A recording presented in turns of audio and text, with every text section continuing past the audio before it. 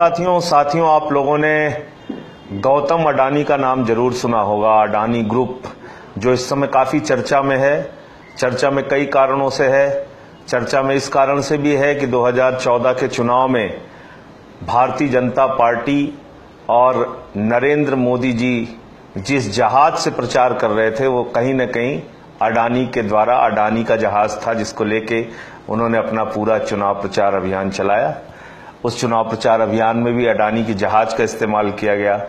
अडानी जी उसके बाद जब भी हमारे प्रधानमंत्री जी विदेशों की यात्रा पर जाते थे, चाहे अमेरिका हो, चाहे ऑस्ट्रेलिया हो, दुनिया के तमाम देशों में जब वो यात्रा पर गए तो उस समय भी अडानी जी प्रधानमंत्री जी के साथ लगातार जाते रहे हैं और तमाम बिजनेस डील में सरकार ने उनके खुलेआम मदद की।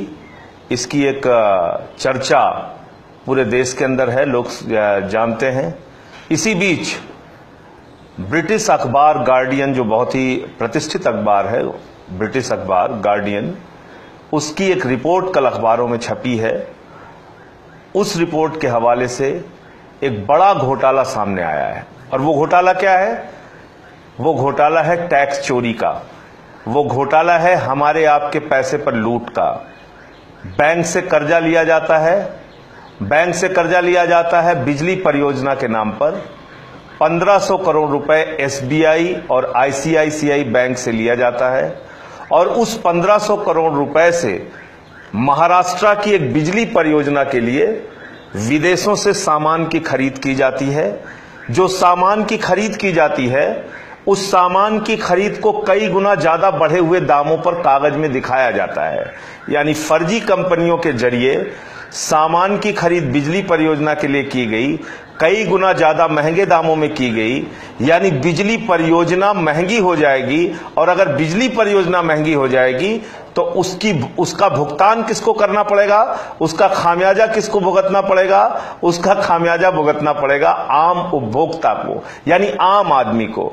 बिजली परियोजना को महंगे सामान खरीद दिखाकर बिजली परियोजना महंगी कर दी गई और उसका वसूला गया बिजली के बिल में दाम आम आदमी से, हमसे, आपसे। एक घोटाला ये। और दूसरा, बैंकों का जो पैसा है, जो कर्ज लिया जाता है, बैंक से कर्ज लिया जाता है 1500 करोड़ रुपए अडानी समूह ने जो लिया, जो ये टैक्स चोरी की है, इसमें ज्यादातर पैसा एसबीआई और आईसीआईसीआई बैंक का था, जिससे कि उन्होंने खरीद दिखाई और पैसा अपना बाहर भेजा। दुबई की एक जाली कंपनी से खरीद दिखाई और फिर उसी कंपनी ने कई गुना ज्यादा दामों में अडानी समूह की कंपनी को वो सामान बेच दिए। और उसके बाद अडानी समूह के ही एक ट्रस्ट, जो इनके बड़े भाई गौतम अडानी के बड़े भाई विनोद अडानी चलाते हैं मॉरिशस में, उस ट्रस्ट में वो पैसा चला जाता है। टैक्स हेवन कंट्रीज, जिसको कहा जाता है टैक्स चोरों के लिए स्वर्ग देश, अंग्रेजी में उसको टैक्स हेवन कहा जाता है। टैक्स चोरों के लिए जो स्वर्ग देश है, उन देशों में ये सारा कुछ घपला होता है, ये सारा कुछ गड़बड़ घोटाला होता है। और इस पूरे मामले पर आज से नहीं, 2014 से, याद कीजिएगा, आज से नहीं 2014 से डीआरआई की रिपोर्ट है, directorate of revenue intelligence, directorate of revenue intelligence की बाकायदा 97 पेज की रिपोर्ट है, जिसको ब्रिटिश अखबार गार्डियन ने छापा है। और वो 97 पेज की रिपोर्ट ये कहती है कि लगभग 1500 करोड़ रुपए की टैक्स चोरी गौतम अडानी के द्वारा की गई है। गौतम अडानी ने 1500 करोड़ रुपए की टैक्स चोरी और हेराफेरी की है। लेकिन इस पर क्या कोई कार्रवाई होगी? बड़ा सवाल फिर से है कि जब प्रधानमंत्री जी के करीबी किसी व्यक्ति का नाम आता है, जब प्रधानमंत्री जी की पार्टी से जुड़े हुए किसी व्यक्ति का नाम आता है, तो हमने अब तक देखा है कोई कार्रवाई नहीं हुई। व्यापम घोटाले में कोई कार्रवाई नहीं हुई, आईपीएल घोटाले में कोई कार्रवाई नहीं हुई, माल्या पर कोई कार्रवाई नहीं हुई, रमन सिंह जी पर, जिन पे 36,000 करोड़ के अनाज घोटाले का मामला सामने आया, उन पे अब तक कोई कार्रवाई नहीं हुई। हमने देखा अभी पिछले दिनों मेडिकल कॉलेज को लाइसेंस देने के नाम पर भ्रष्टाचार हो रहा था, जिसमें सीबीआई ने पकड़ धकड़ की है, उसमें भी कोई कार्रवाई नहीं होगी ऐसा लगता है, क्योंकि अब तक कोई ठोस कार्रवाई इस मामले में भी नहीं हुई। हमने देखा कि संजीव चतुर्वेदी ने जो एम्स के मामले में लगभग 7,000 करोड़ के भ्रष्टाचार का खुलासा किया था, उस मामले में भी कोई कार्रवाई नहीं हुई, बल्कि जेपी नड्डा जो स्वास्थ्य मंत्री हैं उन्होंने सारी रिपोर्ट को बदलकर उन सारे भ्रष्ट अधिकारियों को क्लीन चिट दे दी जिसको संजीव चतुर्वेदी ने अपनी रिपोर्ट में दोषी पाया था।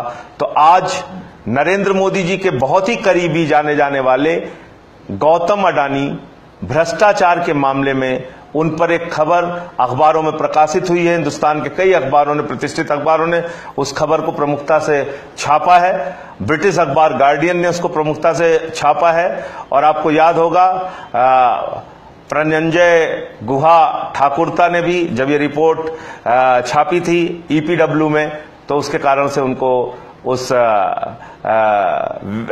खबर को छापने के कारण उनको त्यागपत्र देना पड़ा, उनको खामियाजा भुगतना पड़ा इसका। तो जो भी आज मोदी जी का करीबी होता है, जो भी आज सरकार का करीबी होता है, जो सरकार को अपने जेब में लेके चलता है, जो कानून को अपने जेब में लेके चलता है, वो चाहे जितनी अनियमितताएं करे, वो चाहे जितना भ्रष्टाचार करे, वो चाहे जितनी लूट करे, वो हमारे आपके पैसे पर चाहे जितना डाका डाले, उस पर कोई कार्रवाई नहीं होती। देखना यह है कि गौतम अडानी के ऊपर ये जो मामला सामने आया है, इसमें देश की सरकार पिछले 3 वर्षों से चुपचाप बैठी हुई है। डीआरआई की रिपोर्ट 2014 की है, अब तक कोई कार्रवाई नहीं हुई। 96,000 करोड़ रुपए का कर्जा अडानी ग्रुप के ऊपर है, जिसमें वसूली के लिए आज तक कोई कार्रवाई नहीं हुई। तो क्या इस मामले में कोई कार्रवाई होगी? क्या 1500 करोड़ रुपए के टैक्स के हेराफेरी के मामले में, इस हवाला कारोबार के मामले में, इस टैक्स चोरी के मामले में क्या कोई कार्रवाई गौतम अडानी के ऊपर प्रधानमंत्री मोदी जी कर पाएंगे? ये हम लोगों को देखना होगा। इंकलाब जिंदाबाद, आम आदमी जिंदाबाद।